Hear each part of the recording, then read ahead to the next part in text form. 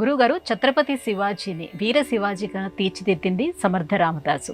ఒక గురువుగా సమర్థ రామదాసు శివాజీకి నేర్పించినటువంటి ఆధ్యాత్మిక పాఠాలేంటి? మహానుభావుడి యొక్క పేరు మనం స్మరిస్తున్నాం. సమర్థ రామదాసు. లోకంలో మనకి రామదాసు ప్రసిద్ధి, భద్రాచల రామదాసు. అటువంటి వాడే ఆధ్యాత్మిక గురువు సమర్థ రామదాసు.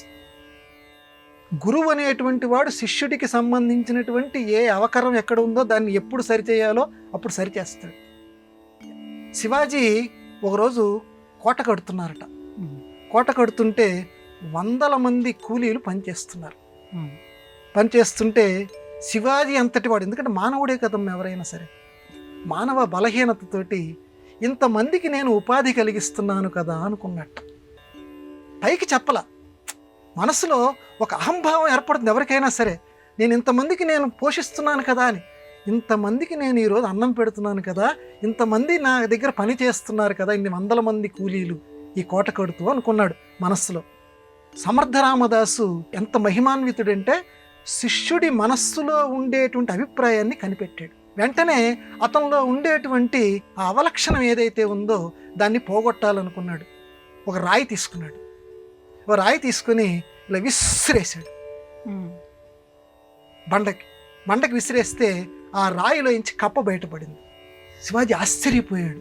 ఇదేంటి, లోకంలో ఎవరినైనా పోషించాలి అంటే, ఎవరైనా బతకాలి అని అంటే గాలి నీరు ఇవి చుట్టూతో ఉంటే అవి గాలి పీలుస్తూ నీరు తాగుతూ ఏదైనా జీవి బతుకుతుంది కదా.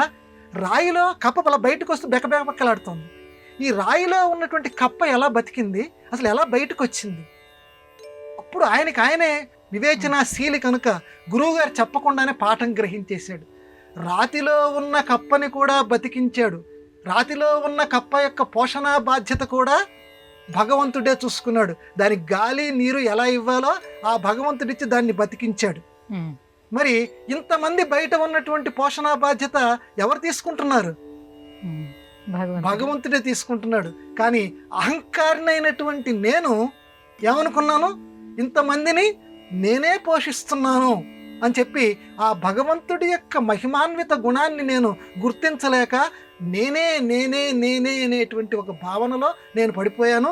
నేను అనేటువంటి అహంకారాన్ని నా గురుదేవులు సమర్థ రామదాసు ఈరోజు తొలగించారు అని గురువు గారి యొక్క పాదాల మీద పడిపోయేట శివాజీ మహారాజ్. కళ్ళ వెంబడి నీళ్ళు వచ్చాయి. ఓహో, వీడికి నేను చెప్పినటువంటి పాఠం అర్థమైందని చెప్పి సమర్థ రామదాసు ఆ తల మీద ఇలా చేయి వేశాడు. అంటే మనం ఇక్కడ గ్రహించాల్సింది ఏంటంటే, లోకంలో ఎప్పుడూ కూడా నేను చేస్తున్నాను, ఇది ఈ పాఠంలో మనం గ్రహించవలసినటువంటిది. నేను చేస్తున్నాను కాదు, భగవంతుడు చేయిస్తున్నాడు. మన సనాతన ధర్మం చెప్తాను, ఎవరమైనా ఏదైనా చేశామంటే, నేను ఇలా మాట్లాడుతున్నాను, అమ్మ మాట్లాడిస్తుంది. రామకృష్ణ పరమహంసని అడిగారు, ఇంత చక్కగా మీరు ఎలా చెప్తున్నారని. కుప్పుందయ్యా లోపల, అమ్మ తోస్తోంది, బయటకు వస్తుంది అది మాటల రూపంలో. అరక భగవంతుడు నా చేత మాట్లాడిస్తున్నాడు, భగవంతుడు నా చేత ఈ పని చేయిస్తున్నాడు అని అన్నిటికీ భగవంతుణ్ణి కర్త కింద పెట్టుకోగాని నీకు నువ్వు కర్త కింద పెట్టుకోకు. ఇది మనకి ఈ పాఠం మనకి చక్కగా జీవితంలో అనుసరణీయం.